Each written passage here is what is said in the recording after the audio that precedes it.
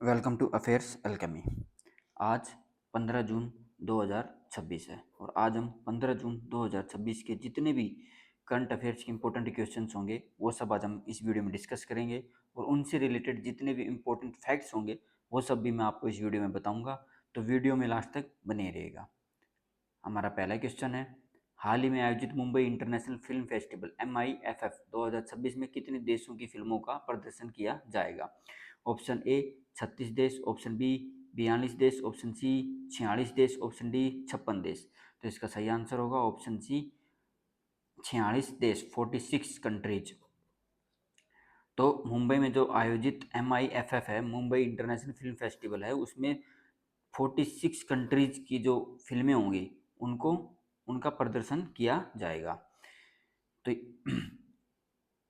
यह जो MIFF है ये भारत का जो है प्रमुख डॉक्यूमेंट्री, शॉर्ट फिक्शन और एनिमेशन फिल्म महोत्सव है। और इस फेस्टिवल का उद्देश्य क्या है कि इसका उद्देश्य है कि विश्व भर के जो फिल्म निर्माताएं हैं उनको एक मंच प्रदान करना। इससे क्या होगा कि विभिन्न देशों की जो सांस्कृतिक, सामाजिक और रचनात्मक कहानियां हैं उनको एक मंच के ऊपर प्रदर्शित किया जा सके। और MIFF इस मंच के थ्रू जो राष्ट्रीय हैं, जो भारतीय जो फिल्म निर्माता हैं और जो दूसरे विदेशों के फिल्म निर्माता हैं उनके बीच में एक सहयोग बनेगा।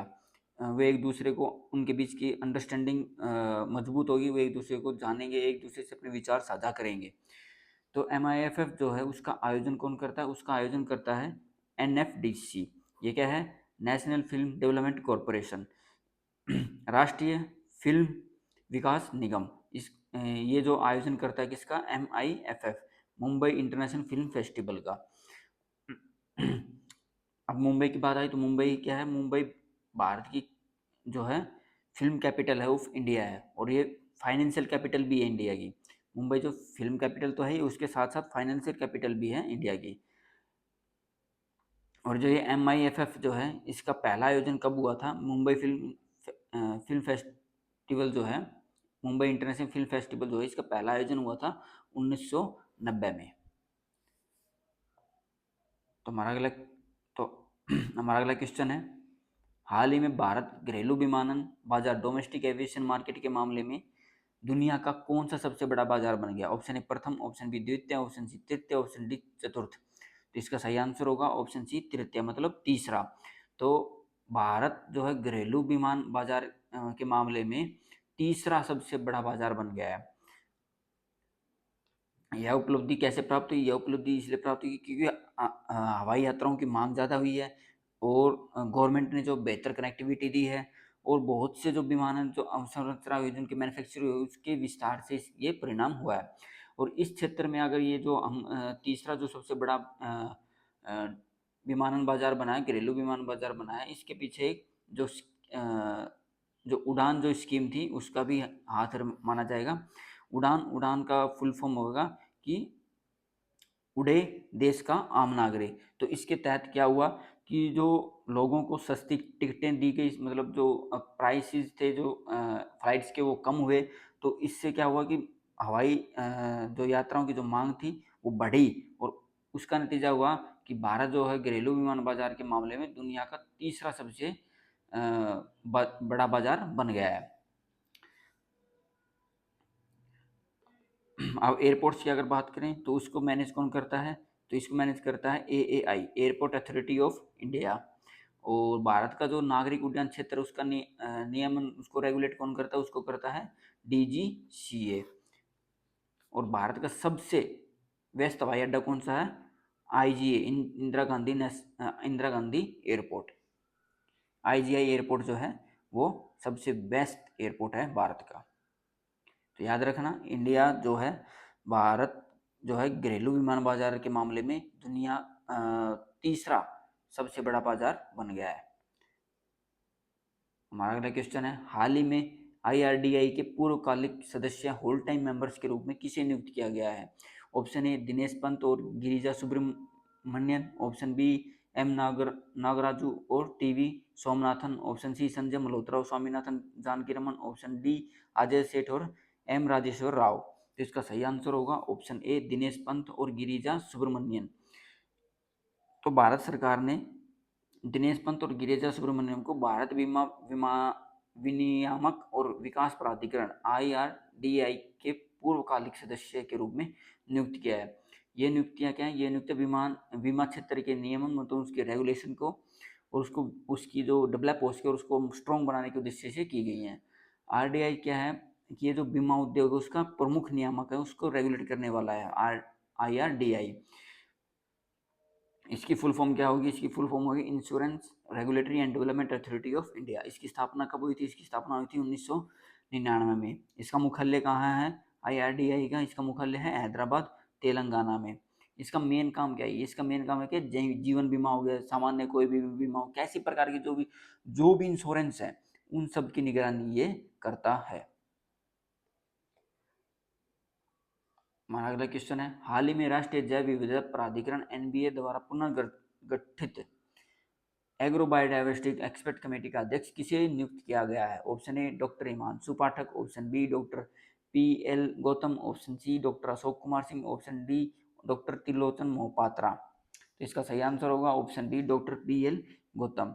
तो राष्ट्रीय जैव विविधता प्राधिकरण NBA नेशनल बायोडाइवर्सिटी अथॉरिटी ने जो एग्रो बायोडाइवर्सिटी एक्सपर्ट कमेटी का जो पुनर्गठन किया, इसके जो अध्यक्ष हैं वो डॉक्टर PL गौतम को नियुक्त किया है। ये जो समिति है जो एग्रो बायोडाइवर्सिटी है, ये समिति जो है कृषि जैव विविधता एग्रो बायोडाइवर्सिटी के संरक्षण, संवर्धन तथा सतत उपयोग से जुड़े मामलों पर सलाह देगी। इसका उद्देश्य है कि जो पारंपरिक फसलें हैं, बीज हैं या फिर कृषि आनुवांशिक संसाधन जो हैं उनका संरक्षण करना। NBA की फुल फॉर्म मैंने आपको बताई कि नेशनल बायोडाइवर्सिटी अथॉरिटी है और इसकी जो स्थापना जो हुई थी वो जैव विविधता अधिनियम जो 2002 के तहत की गई थी। इसका मुख्यालय कहाँ है? इसका मुख्यालय है चेन्नई, तमिलनाडु में। हमारा अगला क्वेश्चन है, हाल ही में निधन हुए डेविड हॉकनी किस क्षेत्र से संबंधित थे? ऑप्शन ए संगीत, ऑप्शन बी साहित्य, ऑप्शन सी समकालीन कला, ऑप्शन डी सिनेमा। तो इसका सही आंसर होगा ऑप्शन सी समकालीन कला। तो डेविड हॉकनी जो है विश्व के सबसे प्रसिद्ध समकालीन कलाकारों में से एक थे। उनका निधन जो 88 वर्ष की आयु में हो गया। वे जो है अपने रंगीन पेंटिंग्स, लैंडस्केप्स या पोर्ट्रेट्स के सबसे ज़्यादा प्रसिद्ध थे।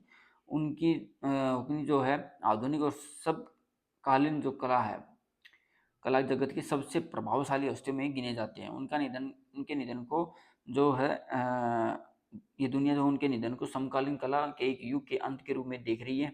डेविड हॉकनी का जन्म कब हुआ? 1937 में। वे इंग्लैंड से बिलोंग करते हैं और वे एक पॉप आर्ट मूवमेंट से जुड़े प्रमुख कलाकारों में से भी एक थे। उनकी प्रसिद्ध जो कलाकृतियाँ हैं उसमें से एक है ए बिगर स्प्लैश शामिल है। उन्हें ब्रिटेन के सबसे प्रभावशाली जीवित कलाकारों में गिना जाता था। उनकी कलाकृतियाँ जो हैं, उनकी जो पेंटिंग्स हैं, उनके जो पोर्ट्रेट्स हैं, उनके जो लैंडस्केप्स हैं, वो आज भी विश्व जो है दुनिया के जो प्रमुख जो संग्रहालय हैं, म्यूजियम्स हैं, उनके अंदर प्रदर्शित किए जाते हैं। हमारा अगला क्वेश्चन है, हाल ही में विश्व का सबसे बड़ा व्हेल कब्रिस्तान व्हेल ग्रेवयार्ड कहाँ खोजा गया? ऑप्शन ए अटलांटिक महासागर, ऑप्शन बी प्रशांत महासागर, ऑप्शन सी हिंद महासागर, ऑप्शन डी आर्कटिक महासागर। तो इसका सही आंसर होगा ऑप्शन सी हिंद महासागर।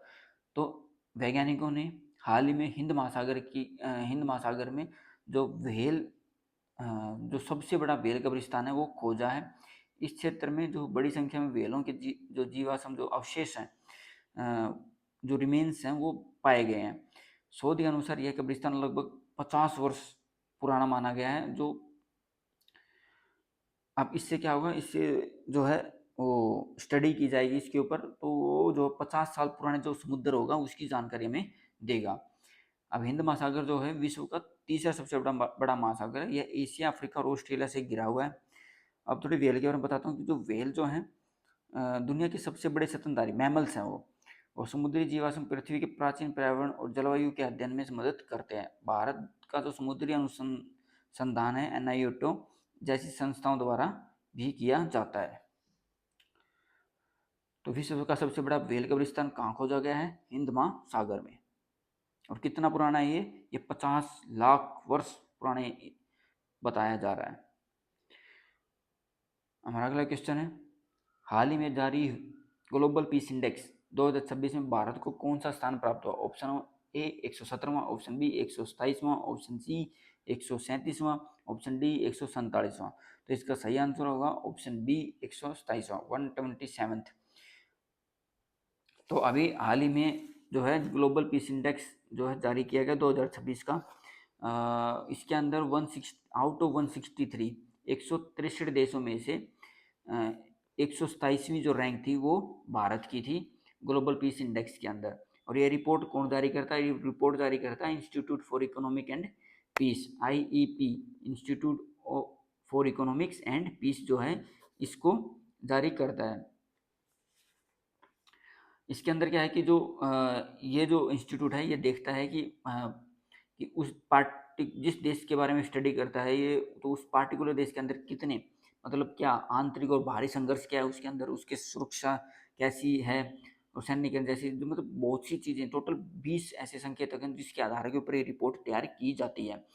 तो जो institute for economics and peace है उसका जो मुख्यालय है वो सिडनी के अंदर है, ऑस्ट्रेलिया में। और ये जो पहली जो इंडेक्स जो जारी किया गया था वो किया गया था 2007 के अंदर। और तो नंबर 1 किसका होगा?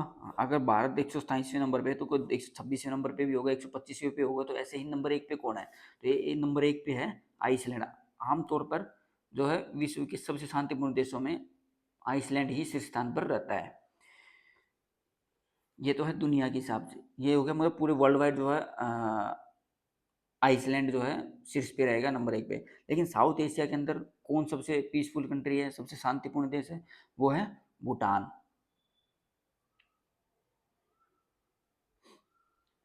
जो आइसलैंड है वो पहले हर बार आइसलैंड 19वीं बार जो है आइसलैंड ही सबसे अभी भी शीर्ष पे बना हुआ है 19th। और रशिया जो है वो उसको उसकी पोजीशन आई है 163rd, इस मतलब सबसे लास्ट जो है लीस्ट पीसफुल कंट्री जो माना गया वो रशिया को माना गया। हमारा अगला क्वेश्चन है, हाल ही में अंतरिक्ष मौसम स्पेस वेदर की निगरानी के लिए अमेरिका ने किस उपग्रह को सक्रिय किया है? Option A Solar X, option B Helios 1, option C Helio Solar 1, option D Sunset 1। तो इसका सही आंसर होगा ऑप्शन सी सोलर 1। तो अमेरिका ने अच्छे अंतरिक्ष मौसम निगरानी प्रणाली के तहत सोलर 1 जो है उपग्रह को सक्रिय किया है। यह उपग्रह जो सूर्य की गतिविधि और अंतरिक्ष मौसम की निगरानी करेगा। इसका उद्देश्य है कि जो सोलर स्टॉर्म्स होंगे या फिर उनके पृथ्वी पर जो प्रभाव पड़ेंगे उनका पूर्व अनुमान लगाना है। इससे उपग्रह संचार, GPS प्रणाली, बिजली ग्रिड और अंतरिक्ष अभियानों की सुरक्षा में मदद मिलेगी। अंतरिक्ष मौसम की सटीक निगरानी आधुनिक तकनीकी अवसंरचना के लिए अत्यंत महत्वपूर्ण है। स्पेस वेदर जो है मुख्य रूप से सूर्य की गतिविधियों से प्रभावित होता है। सौर ज्वालाएं या फिर कह लो आप कोरोनल मास इंजेक्शन अंतरिक्ष की मौसम की प्रमुख घटनाएं हैं। तीव्र सौर तूफान GPS, रेडियो संचार और विद्युत ग्रिड को प्रभावित कर सकते हैं। तो याद रखना, अंतरिक्ष मौसम की निगरानी के लिए अमेरिका ने किस ग्रह को सक्रिय किया है? सोलर 1 को। हमारा पहला क्वेश्चन है, वाला क्वेश्चन सॉरी, हाल ही में कम लागत वाले नए संस्करण लो कॉस्ट वेरिएंट के साथ H3 रॉकेट का सफल प्रक्षेपण किस देश ने किया? ऑप्शन ए चीन, option B Japan, option C दक्षिण कोरिया, ऑप्शन डी फ्रांस। तो इसका सही आंसर होगा ऑप्शन बी जापान। तो जापान ने अभी हाल ही में H3 रॉकेट जो कि कम लागत का है और लो कॉस्ट वेरिएंट है, नए संस्करण का है, उसका सफल परीक्षण किया है, उसका सफल लॉन्च किया है। H3 रॉकेट को जापान की अगली पीढ़ी की लॉन्च प्रणाली माना जाता है। इसका उद्देश्य क्या है कि उपग्रहों को कम लागत पर अंतरिक्ष में स्थापित करना। यह जापान की वैश्विक अंतरिक्ष जो लॉन्च बाजार है उसमें प्रतिस्पर्धात्मक बढ़ाने की दिशा में महत्वपूर्ण कदम है। H3 रॉकेट को जक्सा JAXA और मित्सुबिशी हेवी इंडस्ट्री द्वारा विकसित किया गया। तो जैक्सा उसका पूरा नाम है, Japan aerospace exploration agency. Japan की अंतरिक्ष एजेंसी का मुख्यालय कहाँ है? वो टोक्यो में स्थित है। H3 रॉकेट और H2A रॉकेट का उन्नत संस्करण है। जापान एशिया के प्रमुख अंतरिक्ष कार्यक्रम संचालित करने वाले देशों में शामिल है। तो हाल ही में कम लागत वाले नए संस्करण के साथ H3 रॉकेट किसने लॉन्च किया है? जापान ने। हमारा अगला क्वेश्चन है, हाल ही में ब्लू वैली क्लस्टर पहल किस राज्य और यूरोपीय संघ के सहयोग से शुरू की गई है? Option A Gujarat, option B Kerala, option C Assam, option D Odisha. तो इसका सही आंसर होगा ऑप्शन सी असम। तो असम सरकार और यूरोपियन संघ जो है, यूरोपियन यूनियन जो है, उसने मिलकर ब्लू वैली क्लस्टर जो है उसकी वो पहल की शुरुआत की है। इस पहल का उद्देश्य क्या है? इसका उद्देश्य है कि इनोवेशन और जो सस्टेनेबल इंडस्ट्रीज को बढ़ावा देना। यह कार्यक्रम उद्यमिता, हरित प्रौद्योगिकी और औद्योगिक विकास को प्रोत्साहित करेगा। इससे निवेश को आकर्षित करने और रोजगार सृजन में भी सहायता मिलेगी। यह पहल असम की आर्थिक वृद्धि और सतत विकास लक्ष्यों को मजबूत करेगी। असम, आगे असम का जिक्र है तो असम के बारे में थोड़ा जान लेते हैं। असम की राजधानी क्या है? असम की राजधानी है दिसपुर। असम जो भारत के पूर्वोत्तर क्षेत्र में सबसे बड़ा राज्य है। और यहाँ के जो सीएम है वो कौन है? वो यहाँ के सीएम है हिमंता विश्व शर्मा। तो यूरोपीय संघ जो है, इसमें कितने देश हैं? इसमें 27 देश शामिल हैं, 27। भारत और ईयू के बीच व्यापार एवं निवेश सहयोग लगातार बढ़ता ही रहा है। अभी आपने ये सुना भी होगा, ईयू के साथ जो है अभी हाल फिलहाल मदर ऑफ ऑल डील्स भी की साइन की गई थी। ओके फ्रेंड्स, आज के लिए इतना ही। आपको ये वीडियो कैसा लगा कमेंट करके ज़रूर बताइएगा। वीडियो को लाइक और शेयर जरूर कीजिएगा और आगे ऐसे ही करंट अफेयर्स पे इंपॉर्टेंट वीडियोज के लिए मेरे चैनल को सब्सक्राइब कीजिएगा। और एक और बात, ये जो क्वेश्चन की जो पीडीएफ है आपको डिस्क्रिप्शन में इसका लिंक मिल जाएगा। तो वहाँ भी आप इस पूरे जो पीडीएफ है, आप इस वहाँ से इस पीडीएफ को आप डाउनलोड कर सकते हैं। ओके फ्रेंड्स, मेरे चैनल को सब्सक्राइब जरूर कीजिएगा। Thank you. जय हिंद, जय भारत।